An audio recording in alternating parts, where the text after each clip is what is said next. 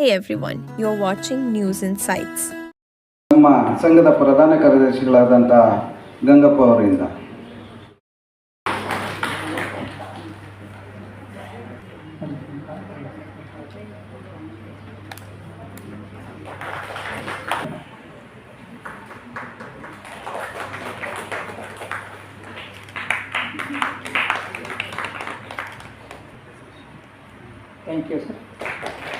Thank you sir. Thank you.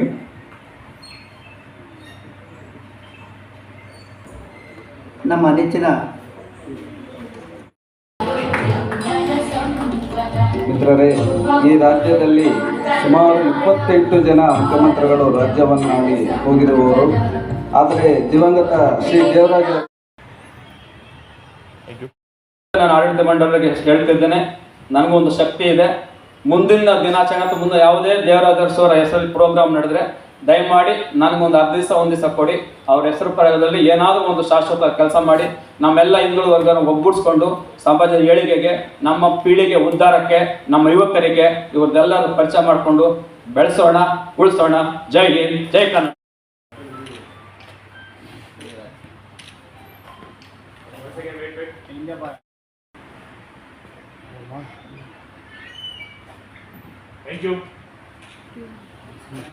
Karnataka ರಾಜ್ಯದ ಹಿಂದುಳಿದ ವರ್ಗಗಳ ವಕೀಲರ ಸಂಘದ ವತಿಯಿಂದ ಇವತ್ತಿನ ದಿವಸ ದೇವರಾಜ ಅರಸರವರ 110ನೇ ಜನ್ಮ ದಿನಾಚರಣೆಯನ್ನು ಆಚರಣೆ ಮಾಡ್ತಾ ಇದ್ದೀವಿ. ಈ ಜನ್ಮ ದಿನಾಚರಣೆಯನ್ನು ನಮ್ಮ ಸಂಘದಿಂದ ಪ್ರತಿ ವರ್ಷವೂ 2022ರಿಂದ ಮಾಡ್ತಾ ಬಂದಿದ್ದೀವಿ.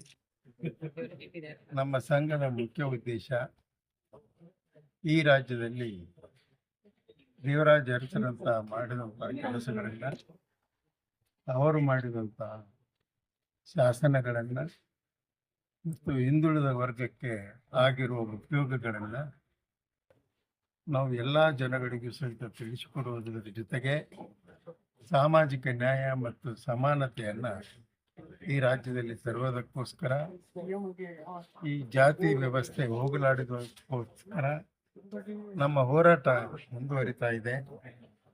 ಇದು ರಾಜ್ಯ ಮಟ್ಟದ ನಮ್ಮ ಈ ಸಂಘಟನೆ ಜಿಲ್ಲಾ ಮಟ್ಟ ಮತ್ತು ತಾಲೂಕಾ ಮಟ್ಟಗಳಲ್ಲಿಯೂ ಸಹಿತ ಈಗಾಗಲೇ ಒಂದು ರೌಂಡ್ ಹೋಗಿ ಬಂದಿದ್ದೀವಿ. ಇನ್ನೂ ಸಹಿತ ಸಂಘಟನೆ ಪ್ರಯತ್ನವನ್ನು ತಾಲೂಕಾ ಮತ್ತು ಜಿಲ್ಲಾ ಮಟ್ಟ ನಾವು ಮಾಡ್ತಾ ಇದ್ದೀವಿ.